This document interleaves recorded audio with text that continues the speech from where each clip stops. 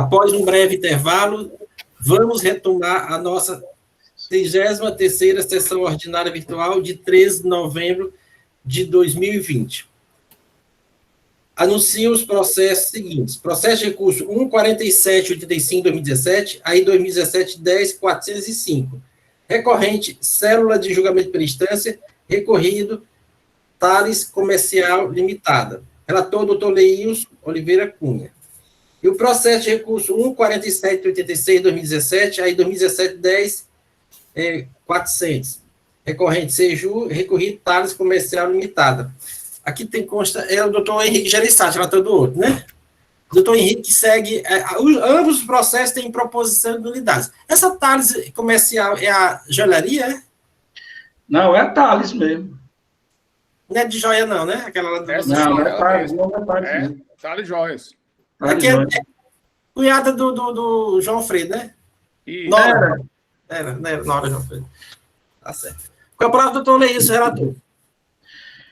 Senhor presidente, renovando o voto de bom dia a todos. Como bem dito, esses dois processos guardam semelhança, só que vai mudar é o período. O meu aqui é janeiro e fevereiro de 2013, abril a outubro de 2013 e dezembro de 2013, ou seja, só não tem março e novembro de 2013. Acho que o doutor Henrique é 2014. Acho que é 2012, doutor Leils. 2012, melhor dizendo, pronto. Isso. Presidente, então aqui é de falta de recolhimento, né? No todo em parte, inclusive devido à constituição tributária, na forma para as regulamentares. Constatou-se a diferença de ICMS referente à aplicação da alíquota de 25%, para alguns produtos, quando, na verdade, o contribuinte aplicou 17%. Como joias, os produtos são 25%, a contribuinte, em algumas operações de venda, aplicou 17% nessas operações. Neste aqui, o auto cobrou o imposto e multa, respectivamente, R$ 59.045,61. Os artigos infringidos é o 73 e 74, falta de recolhimento, né, do decreto, regulamento do ICMS. A penalidade fixada nos artigos 123(1)(c) da Lei 2.670, e o período da infração é janeiro a fevereiro de 2013, como eu disse, abril a outubro e dezembro. Nas informações complementares, o auditor fiscal, aquele conseguindo a forma como ele chegou nessa forma de recolhimento, né? Diz que após a análise das informações disponíveis no SPED e no controle da Receita Estadual, constatou-se nos arquivos do SPED, em específico no campo lá C405, que são os arquivos de saídas de cupons fiscais emitidos por STF, né, por item, a aplicação de alíquota de 17% em produtos cuja alíquota era de 25%, por se tratar de joias, conforme estabelece o decreto, o artigo 55, 1A e B do decreto 24569, são os dispositivos a respeito das alíquotas, né?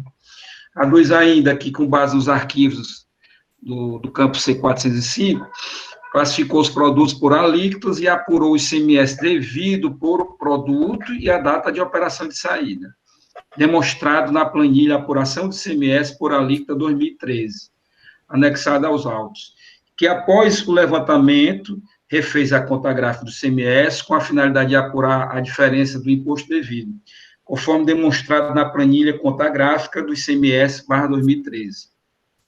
São duas planilhas, então. A primeira, onde ele consigna todos os produtos, né, a data dessa operação de venda, uma coluna onde foi colocado o valor que foi debitado, a alíquota, e uma outra coluna com o valor que foi debitado, que deveria ser o valor correto, a alíquota correta. Depois, ele faz uma outra planilha, refazendo essa conta gráfica, com as aplicações corretas de alíquotas, né? Bom, em decisão singular, pronto, aqui um dadozinho que foi o motivo da pretensa nulidade aqui, aventada. É que, no final, ele conclui discorrendo que a não apuração correta dos valores implicou na aplicação da penalidade prevista no artigo 123(2)A da Lei 2.670/96, multa equivalente a uma vez o valor do imposto, além do ICMS que deixou de ser recolhido. Então, veja só, lá no teor do auto infração, ele discorre da falta de recolhimento, coloca o artigo da falta de recolhimento, o artigo 123.1c, nas informações complementares e nas planilhas, ele também discorre sobre falta de recolhimento, só que quando ele conclui a informação complementar, em vez de ele dizer que aplicou a penalidade prevista no artigo 123.1c da Lei 2.670/96, ele consignou 123.2a da Lei 2.670/96. O 2a é a questão do crédito indevido, né? Embora que não há menção a isso nos relatos. Então, foi só a questão aqui na informação complementar, no final do dispositivo que ele elencou de forma divergente com o que está no teor do auto de infração. Em decisão singular, a autoridade julgadora decidiu pela nulidade, esse julgamento do mérito, por preterição ao direito de defesa em face da divergência quanto à infração imputada à empresa autuada, né? Ela entendeu que pelo fato de lá no auto de infração, no teor, ter 123.1c, no final da informação complementar, ter o 123.2a, ela entendeu que isso prejudicou o contribuinte no seu direito de defesa, embora que o contribuinte tenha, para além de alegar dessa nulidade, tenha entrado em aspectos meritórios, de mérito, né, abordando a falta de recolhimento, inclusive pugnando num pedido pelo requadramento para o 123.1d. Com interposto devido ao exame necessário, a assessoria processual tributária se manifestou também pela nulidade, com base no artigo 83 da Lei 15.614, aduzindo causar confusão a indicação de duas penalidades diversas relativas à infração detectada pelo auditor fiscal. Uma no auto de infração, artigo 123.1c, e outra nas informações complementares, artigo 123.2a, interferindo no exercício do direito de ampla defesa do contribuinte autuado. Presidente, esse é em síntese, é o relato.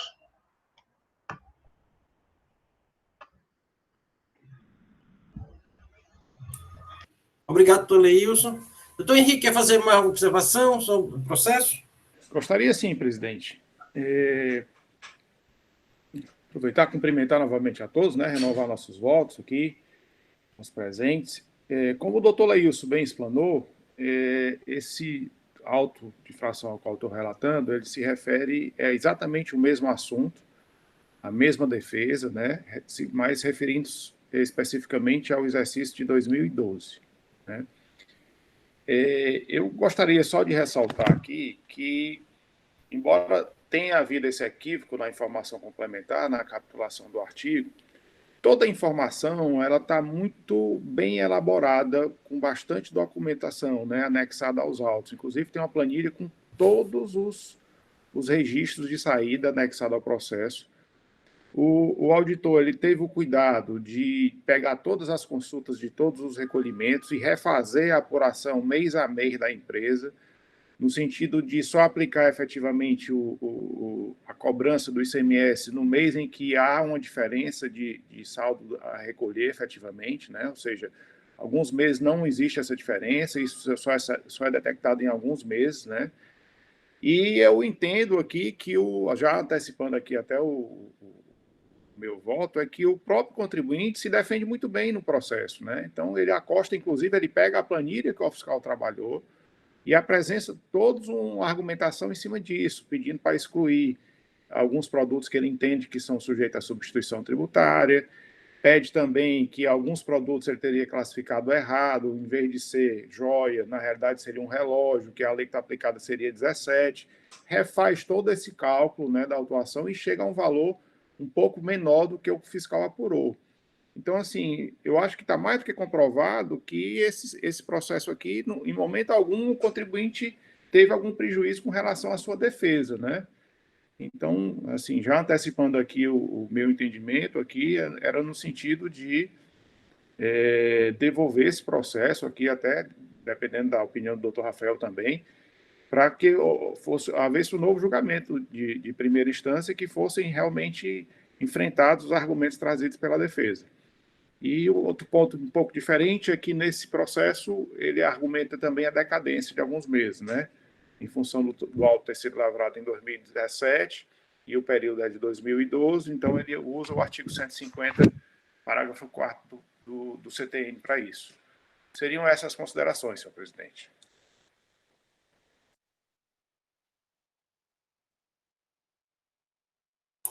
Obrigado, doutor Henrique. Com a palavra, doutor Rafael Barbosa. Presidente, renovando os cumprimentos a todos os conselheiros, secretária. Presidente, a acusação é falta de recolhimento do imposto.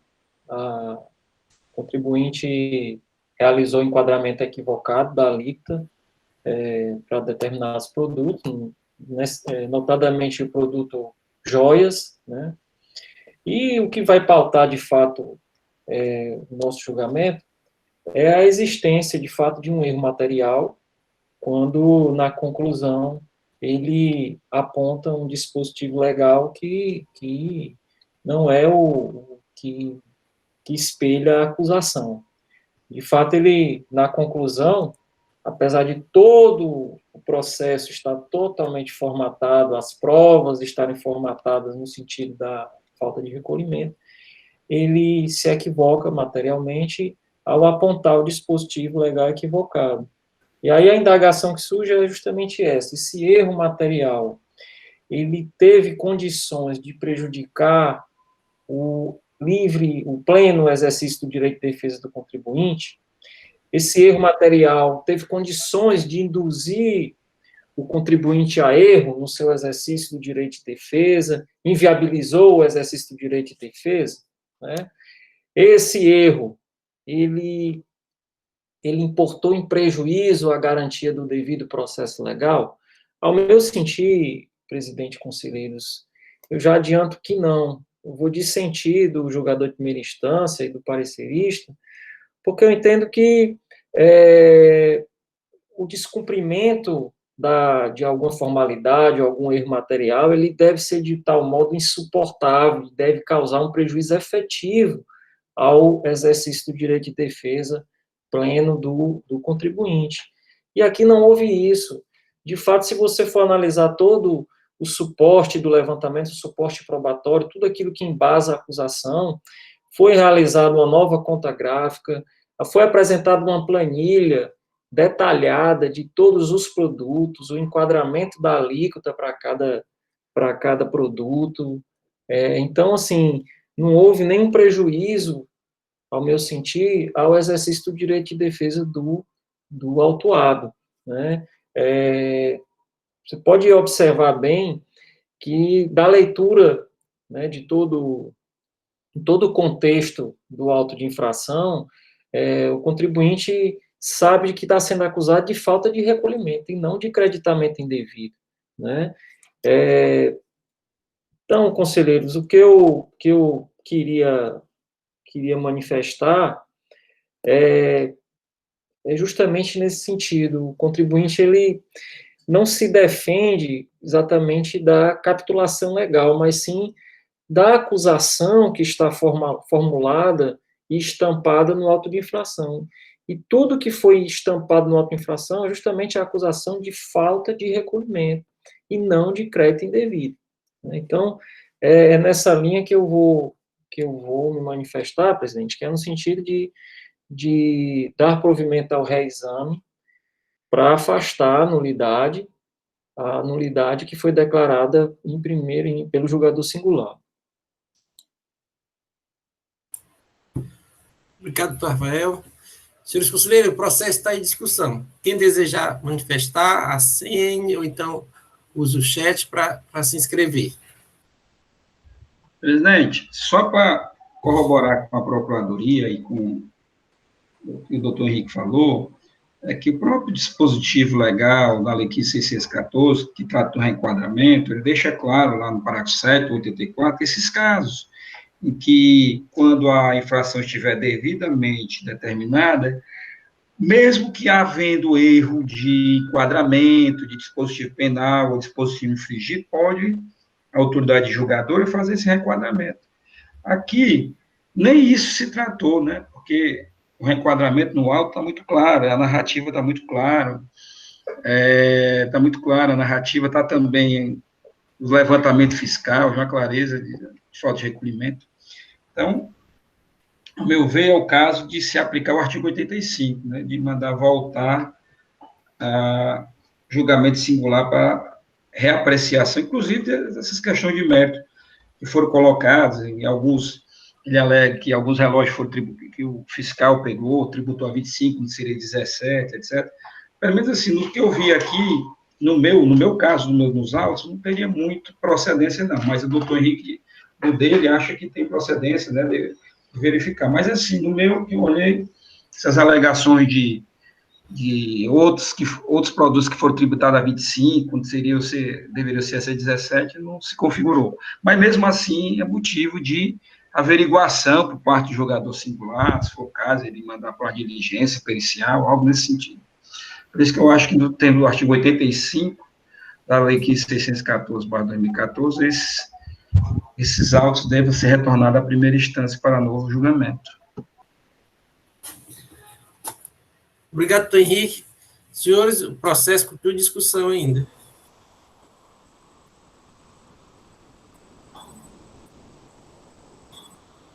Senhor presidente, Tem Leite com a palavra.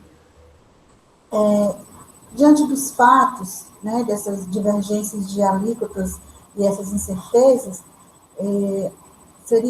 a minha sugestão seria fazer uma diligência realmente, né, uma perícia nesses produtos, para ver se eles realmente são à base de 25%, 17%, né? Não sei o caso do doutor Leilson, mas nitidamente no caso do processo do doutor Henrique. Era a minha sugestão, já que tem a gente ter, para atender ao material, a não ser injusto, né? Então, a minha sugestão seria um processo para diligência, para perícia. Só esclarecendo, senhores, que o processo foi declarado nulo em primeira instância. Então, todas as questões de mérito não foram analisadas.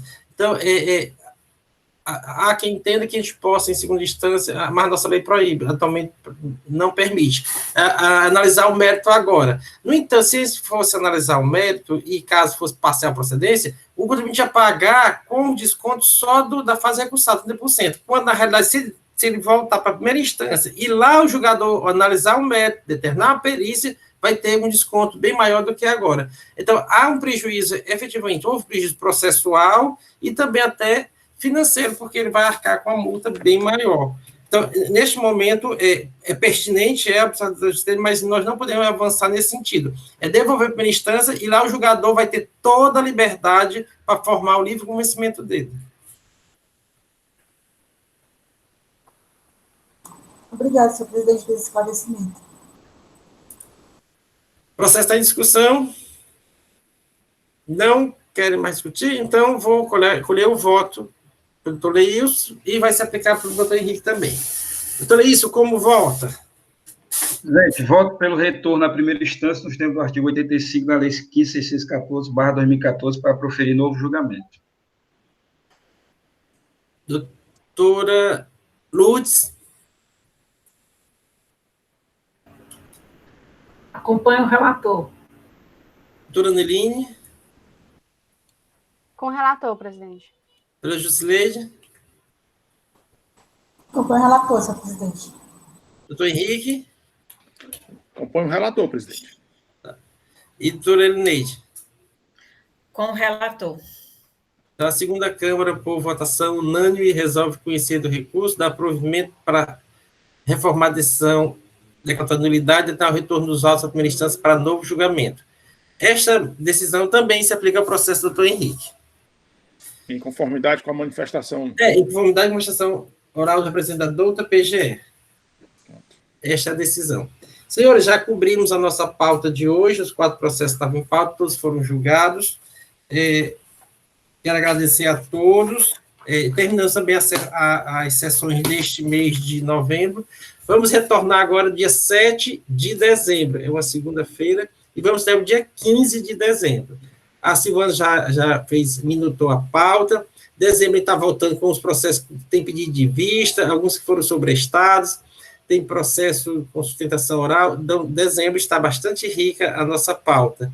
Até teve Silvana vai alterar, botar um processo nulo aqui para poder ficar mais, em tese, né, nulo, né, para ficar mais branda a pauta. Silvana já pode parar a gravação. Quero agradecer a todos, ao doutor Rafael, por